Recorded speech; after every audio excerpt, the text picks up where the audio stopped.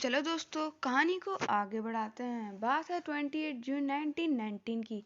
एक peace treaty sign हुई थी वर्साइल में। पीस ट्रीटी का मतलब है दो देशों के बीच एक समझौता। तो ये समझौता हुआ था दो पावर्स के बीच, सेंट्रल पावर्स और एलाइड पावर्स के बीच में। तो ये ट्रीटी जर्मनी के लिए बहुत ही ज़्यादा बुरी थी। तो इस पे क्वेश्चन बनता है कि ट्रीटी ऑफ वर्साइल जर्मनी के लिए बुरी क्यों थी। पहला पॉइंट, जर्मनी ने इसमें अपनी ओवरसीज कॉलोनीज को गवा दिया था, जिसकी 1/10 पॉपुलेशन के बराबर थी।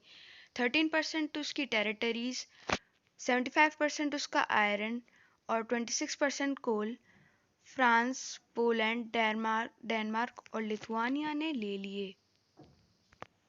दूसरा पॉइंट, एलाइज पावर्स ने जर्मनी को डीमिलिटराइज कर दिया, यानी कि उसकी मिलिट्री पावर को कम कर दिया।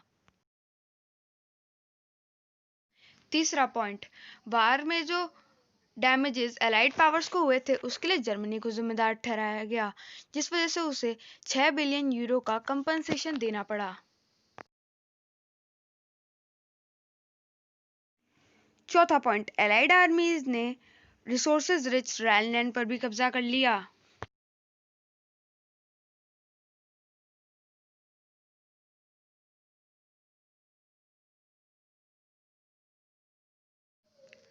तो दोस्तों, इस बीच एक टर्म आता है नवंबर क्रिमिनल्स। नवंबर क्रिमिनल्स उन लोगों को कहा जाता है जिन्होंने वाइमर रिपब्लिक को सपोर्ट किया था, जो कि ज़्यादातर सोशलिस्ट, कैथोलिक और डेमोक्रेट्स थे। डेमोक्रेसी के चलते जर्मनी की प्रॉब्लम सॉल्व नहीं हो सकी, जिस वजह से वहाँ पर हाइपर इन्फ्लेशन हो गया। हाइपर इन्फ्लेशन का मतलब है जब गुड्स के प्राइस एकदम से बढ़ जाते हैं। तो दोस्तों, इस पे क्वेश्चन बनता है कि वो कॉजेस क्या थे जिस वजह से जर्मनी में हाइपर इन्फ्लेशन हो गया। हाइपर इन्फ्लेशन को इकोनॉमिक क्राइसिस भी कहते हैं। पहला पॉइंट, जर्मनी ने वार लोन पर लड़ा था, जो कि गोल्ड में रीपे हो रहा था, जिस वजह से उसका गोल्ड रिजर्व खत्म हो गया था।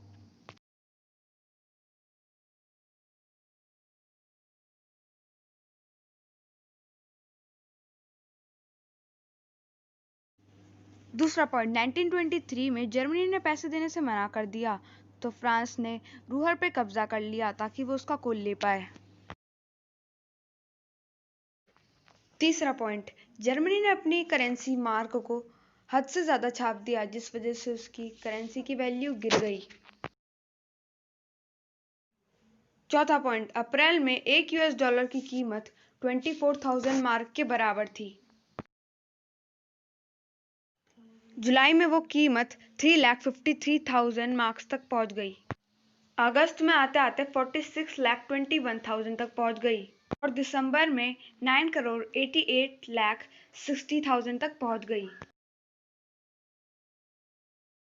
पांचवा पॉइंट, फिर अमेरिका जर्मनी की मदद करने आया और उसने एक डेविस प्लान बनाया ताकि वो जर्मनी को इकोनॉमिक क्राइसिस से बाहर निकाल सके।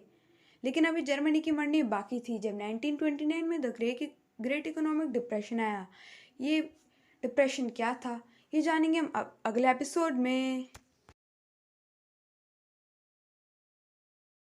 मेरे चैनल को सब्सक्राइब करना मत भूलिएगा दोस्तों।